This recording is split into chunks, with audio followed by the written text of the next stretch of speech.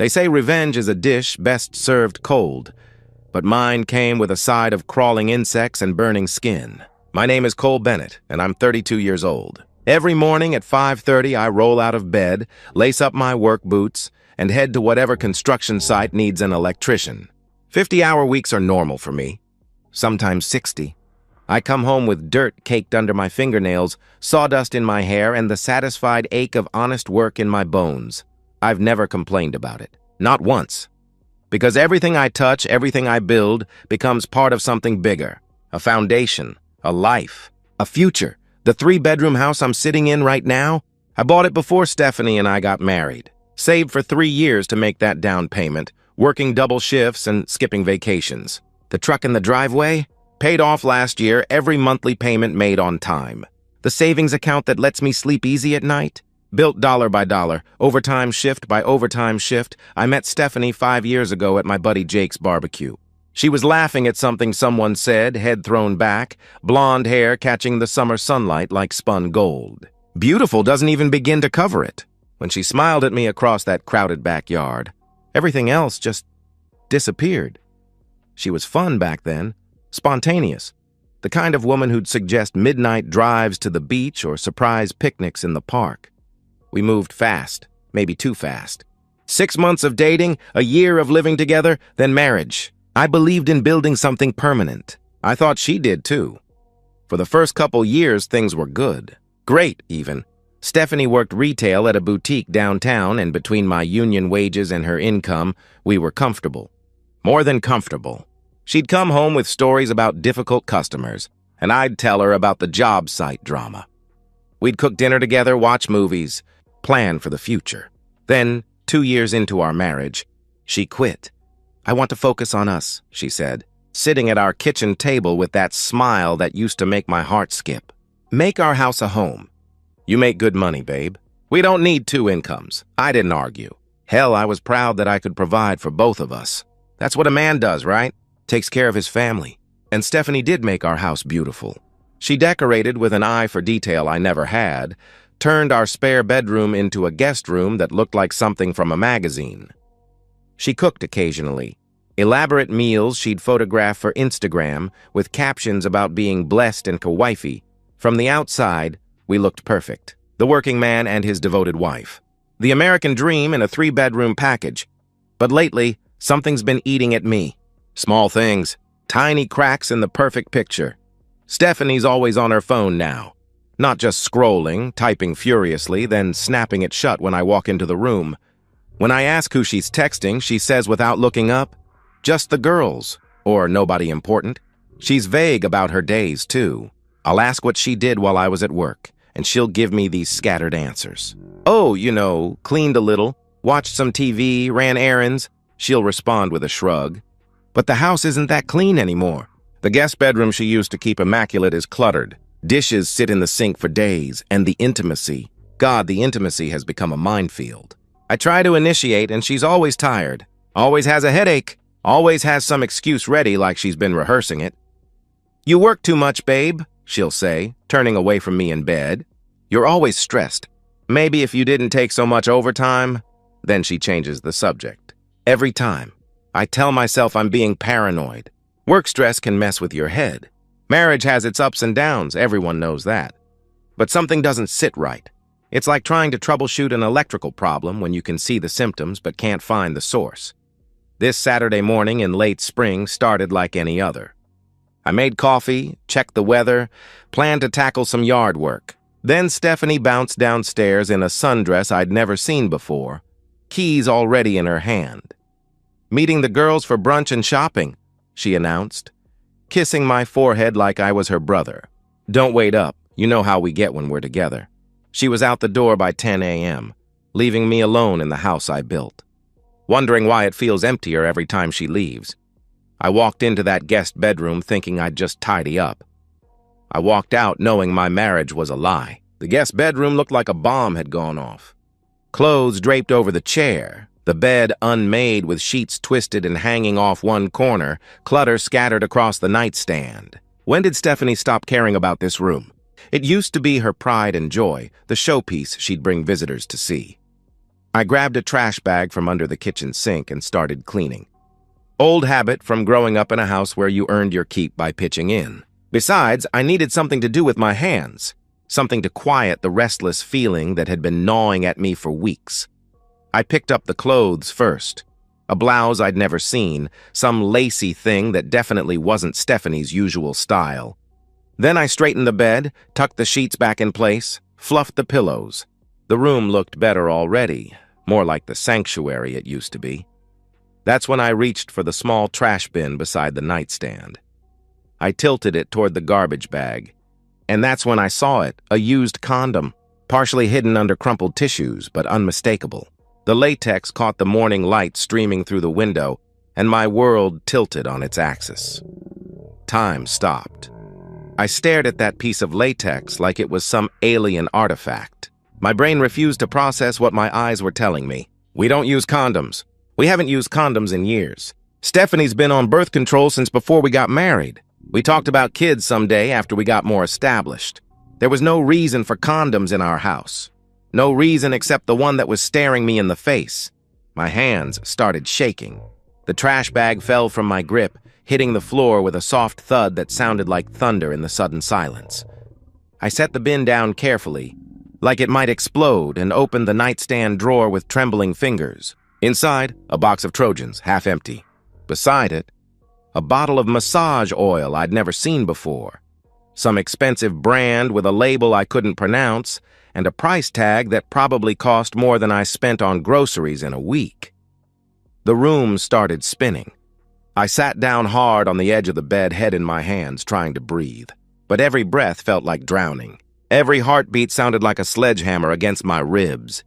3 years. 3 years since she quit her job, and I'd been supporting us both. 5 years of marriage, of working myself to exhaustion, paying every bill, trusting her completely. 5 years of believing in us, in our future, in the life we were building together. And she brought another man into my house, into my guest bedroom, into the bed I'd helped her pick out, on sheets I'd helped her wash. While I was out busting my ass to keep a roof over our heads, she was here. Playing house with someone else?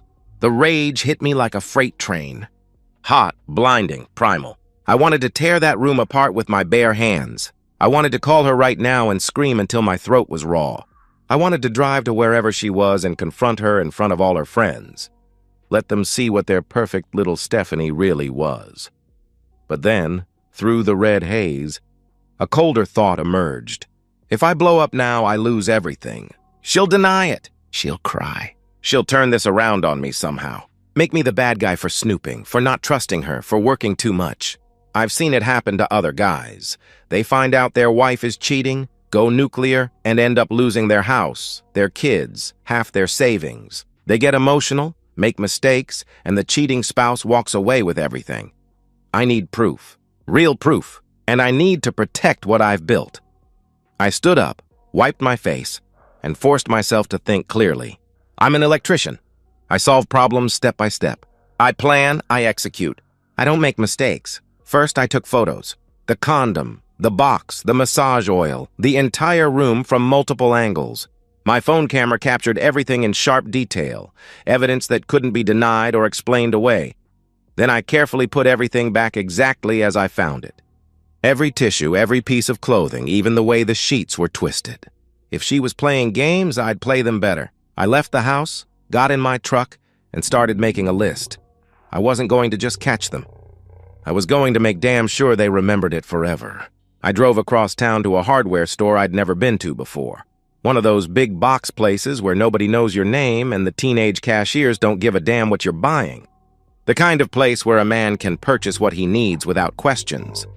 4 wireless security cameras with motion detection and smartphone streaming. Top-of-the-line equipment, the kind contractors use for job site security.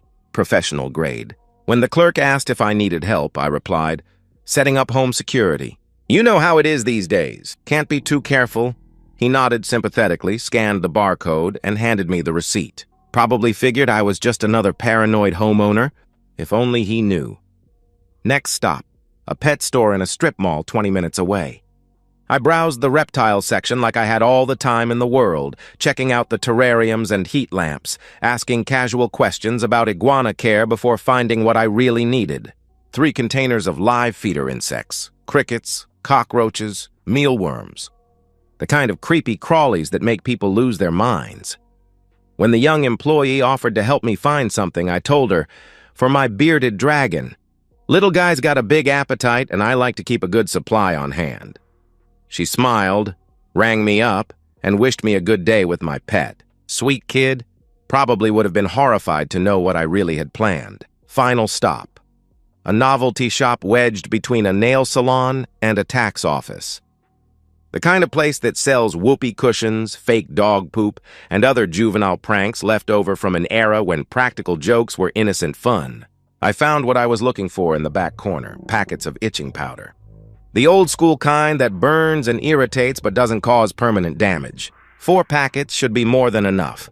The kid behind the counter was too busy scrolling through his phone to even look up. Just scanned the items, took my cash, and went back to whatever was so fascinating on his screen. By the time I got home, it was 1:30. Stephanie had texted that she'd be out until 4, plenty of time to complete my project. I had 2.5 hours to turn my house into a trap. I worked like I was on a job site, efficient, methodical, professional. The cameras went up first. Years of electrical work had taught me how to hide wiring, how to make installations look like they belonged. One camera went into the guest bedroom, angled at the bed, hidden inside a fake smoke detector I mounted on the ceiling.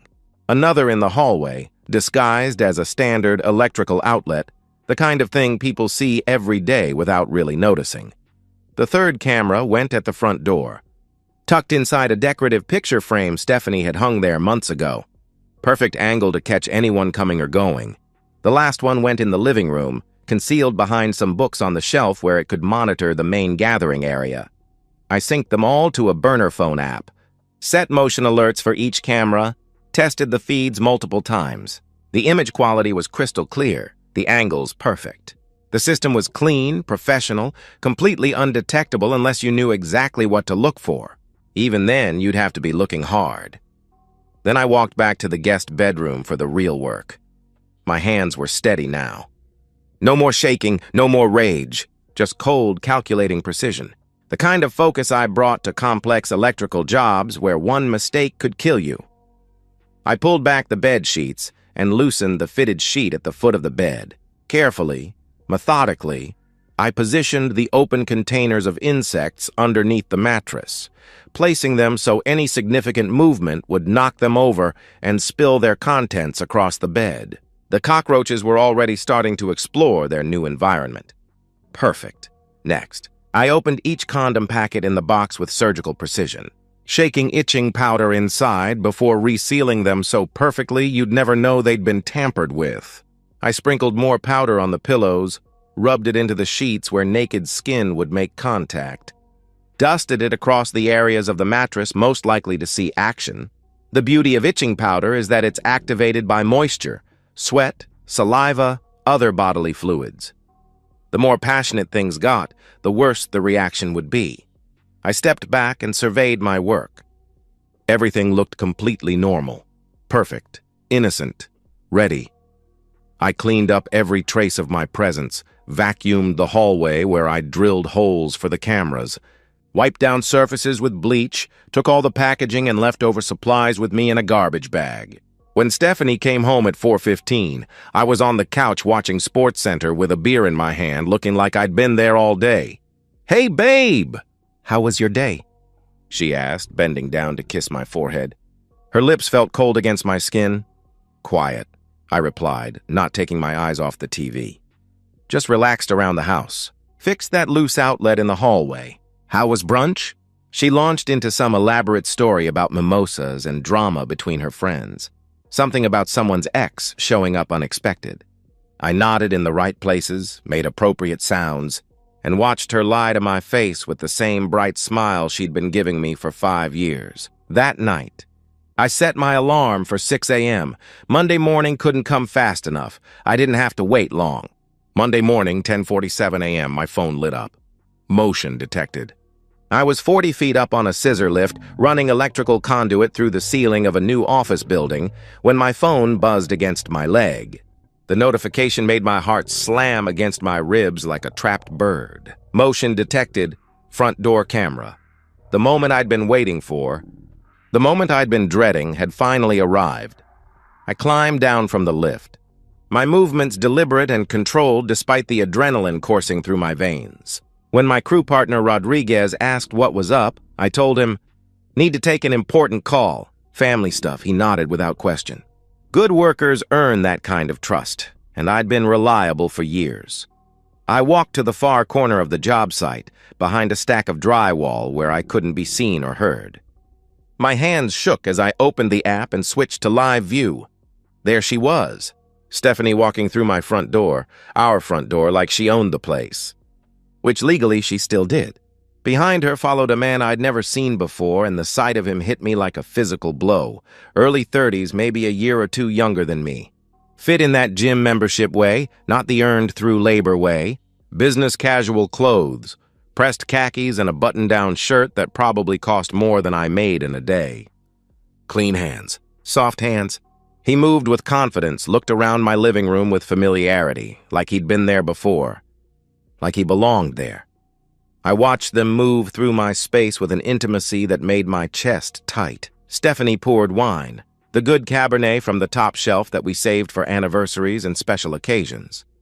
They sat on my couch, the leather sectional I'd saved up 6 months to buy, and talked like old lovers catching up.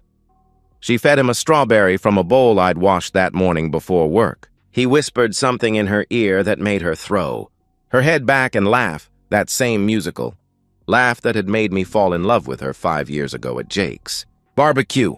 My jaw clenched so hard I thought my teeth might crack. They were comfortable together. Too comfortable. This wasn't some new fling or moment of weakness. This was a relationship, a routine. How long had this been going on? Months? The entire 3 years since she quit her job? Then Stephanie stood, took his hand with the wedding ring I'd placed there, and led him upstairs. The guest bedroom camera activated, and my world went silent except for the sound of my own breathing. I forced myself to keep watching. This wasn't about my feelings anymore. This was evidence. This was documentation. This was how I was going to win. They kissed against the door, hungry, desperate, like teenagers who couldn't wait another second. She helped him out of his shirt while he worked at the buttons of her blouse. The blouse I'd complimented her on just last week. The one she'd said was just something old. They collapsed onto the bed I'd helped her pick out, onto sheets I'd helped her wash just days ago. Kyle, she moaned when his mouth found her neck. Kyle. Even his name sounded smug and entitled. They moved together with practiced familiarity. This wasn't passion, it was routine. They'd done this before, many times. Every position, every touch, every sound was choreographed by repetition. I watched my wife betray our marriage in real time, and I felt something die inside me. Not break, die. The part of me that had believed in us, in her, in the future we'd planned together. But I also felt something else growing in its place. Cold satisfaction, because soon, very soon, this would all be over. Then it started. Kyle flinched first, swatting at his leg. Ow, something bit me, he muttered. Stephanie scratched her arm absently, still lost in the moment. Me too, what the hell was that? She replied, confused. Kyle sat up, looked around, confused. There's something on this bed, he started to say. That's when Stephanie screamed. Cockroaches poured out from under the sheets like water from a broken dam. Dozens of them, maybe hundreds, scurrying in every direction. Crickets hopped across the pillows, their legs scratching against the fabric. Mealworms writhed near their feet, brown and segmented and absolutely everywhere. They leaped off the bed naked, frantic, slapping at their skin as insects crawled across their bodies. But the itching powder was already doing its work, soaking into their sweat, burning their skin, spreading with every panicked movement. Oh my God. Oh my God, it won't stop! Stephanie wailed, clawing at her arms, her legs, her back. Red welts were already forming where her nails broke skin, and the scratching only made it worse. Kyle's eyes went wild with panic and pain. "What the hell is happening? What the hell is this place?" he screamed. They scrambled for their clothes, still scratching, still screaming, stumbling around the room like people on fire. But every piece of fabric they touched just spread the powder further. Kyle pulled on his shirt and immediately started tearing at his chest. Stephanie tried to put on her blouse and threw it across the room, sobbing hysterically. "It burns! It burns! Make it stop!" she wailed, scratching so hard she was drawing blood. They gave up on getting dressed and ran, naked, scratching, crying, down the hallway, out the front door, into Kyle's BMW sedan. I watched them through multiple camera angles as they fled my house like it was haunted. Kyle's car peeled out of my driveway, tires squealing against asphalt, carrying them away half-dressed and clawing at themselves like animals. I closed the app, walked back to Rodriguez and looked him straight in the eye. "Family emergency," I said, my voice steady as granite. "I have to go." He nodded without question. Good workers earn that kind of trust. I drove to the nearest hospital emergency room. It wasn't hard to find them. Stephanie saw me walk through those doors, and for the first time in 5 years, I saw real fear in her eyes. They were huddled in the waiting room like refugees from a disaster. Stephanie and Kyle covered in angry red welts, still scratching at themselves with the desperate intensity of addicts needing a fix. They'd managed to put on clothes, but Kyle's shirt was on inside out and Stephanie's hair looked like she'd been electrocuted. The moment Stephanie saw me walk through those automatic doors, every drop of color drained from her face. Her mouth fell open, and she made a small sound like a wounded animal. "Cole?" she whispered, her voice barely audible. How did you—" "I know everything, Steph," I said, my voice cutting through the sterile hospital air like a blade. Kyle struggled to his feet, trying to look tough despite the fact that he was covered in insect bites and scratching his armpit like a flea-bitten dog. "Who the hell are you?" he demanded. I looked him straight in the eye, letting the silence stretch until it became uncomfortable. Then I smiled, the kind of smile that doesn't reach the eyes. "I'm her husband," I answered calmly. The words hit Kyle like a physical blow. He actually staggered backward, his face going pale beneath the angry red welts. "Husband? She said she was divorced," he sputtered. I turned to Stephanie, whose eyes were wide with panic. "Did you now? That's interesting because last I checked, we're still very much married, though that's about to change," I replied. I pulled a manila envelope from my jacket, thick, official-looking, sealed with my lawyer's stamp. The weight of it felt like justice in my hands. "Divorce papers," I announced loud enough for the other people in the waiting room to hear. "Filed with the court this morning. I have video evidence of everything. You, him, my guest bedroom, the whole disgusting show." Stephanie's hands shook violently as she took the envelope. Several people in the waiting room were openly staring now, and I could see the shame creeping up her neck like a rash. "Cole, please!" she begged, her voice cracking. "We can talk about this. We can work it out." It was a mistake. "No," I said, the word coming out like ice cracking. "You're going to sign those papers. You're not going to contest a single thing. You're not going to ask for alimony or half my house or anything else. Because if you do, I release the video."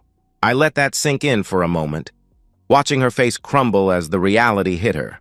"Your family, your friends, Facebook, Instagram, Twitter, everyone gets to see what you really are," I continued. "Your mom, your dad, your sister, everyone at your old job, everyone you went to high school with, they all get to watch you f***ing another man in the bed I paid for. Your choice." Her face crumpled completely.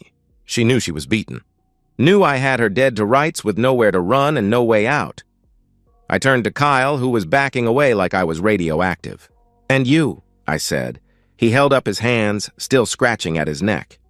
"Man, look, I didn't know she was married. She told me she was divorced." "I never would have," he stammered. My fist connected with his jaw before he could finish the lie. 32 years of construction work, of swinging hammers and carrying materials, went into that punch. Clean, brutal, satisfying. Kyle crashed into a row of plastic chairs, blood streaming from his mouth, groaning like a wounded animal. Several people gasped.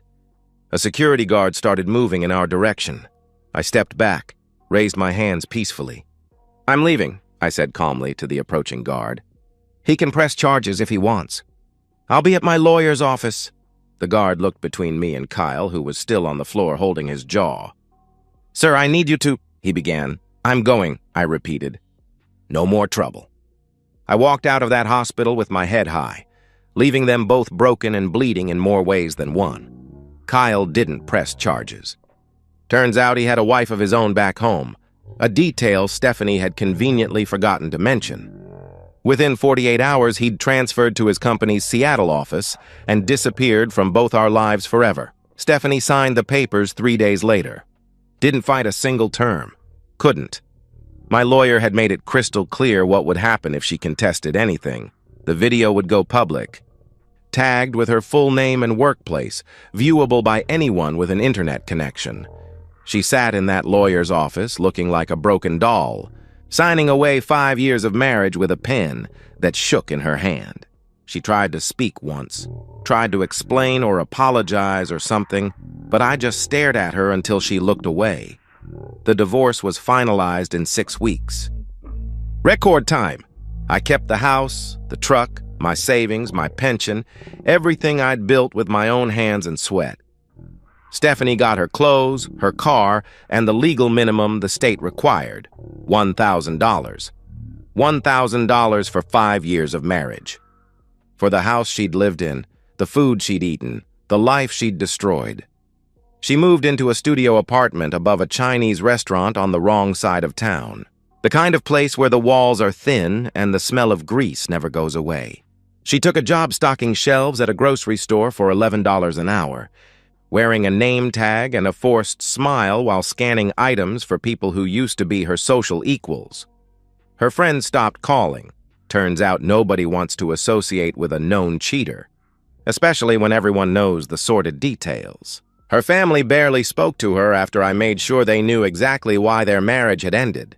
Her social media went dark. I changed the locks the day the papers were signed, scrubbed the guest bedroom from ceiling to floor with bleach and determination. Threw out the mattress, the sheets, everything they'd touched. Bought new furniture. Made the room mine again. 6 months later, I'm sitting on my back porch watching the sunset over the property I fought to keep. And for the first time in a long time, I'm smiling. 6 months after the divorce was finalized, I'm sitting on my back porch with a cold beer, watching the sun set over the property I fought to keep. The house feels like mine again. Quiet, clean, peaceful in a way it hasn't been for years. The guest bedroom is now my home office, equipped with a desk I built myself and shelves lined with electrical manuals and business plans. I've started a side business doing residential electrical work. Word travels fast in the trades, and apparently my reputation for reliability and quality work has spread. I'm booked solid through the end of the year, making more money than I ever did just working construction. Building something new from the ashes of something old. I'm dating someone too, Emma. I met her through a buddy at work. She's a project manager for a construction company downtown. Hardworking, honest, independent.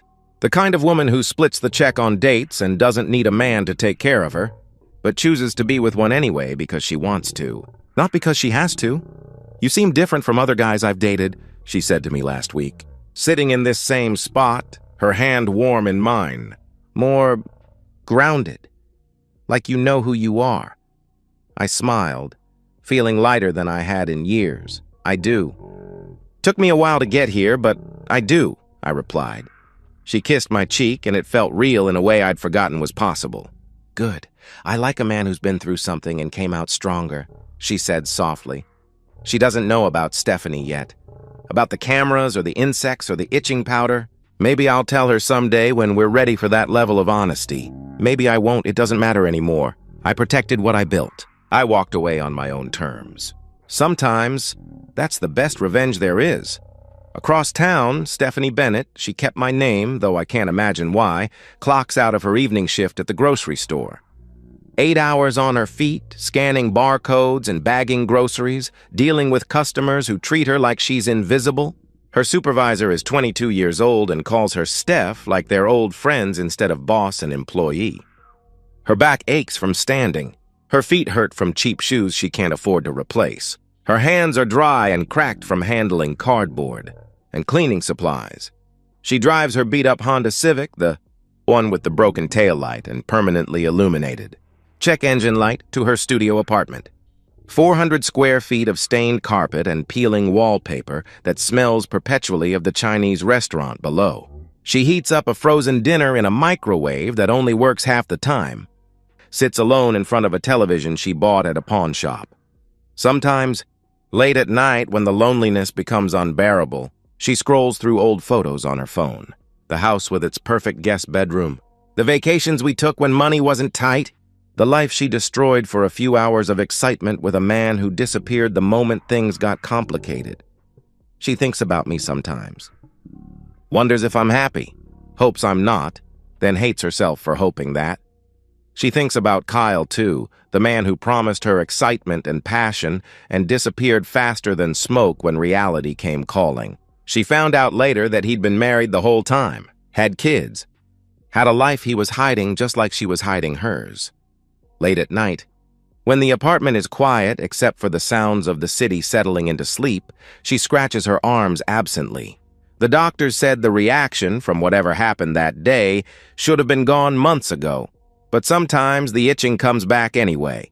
Phantom sensations, muscle memory, guilt made physical. She puts her phone down, closes her eyes, and tries not to think about the man who built everything for her, and the choice she made that cost her everything. Some itches just never go away. I raise my beer toward the sunset. Toward the future, I'm building one honest day at a time. Emma squeezes my hand and smiles, and I know that whatever comes next, I'll face it as a man who knows his own worth. The past is buried. But justice? Justice has a way of lasting forever.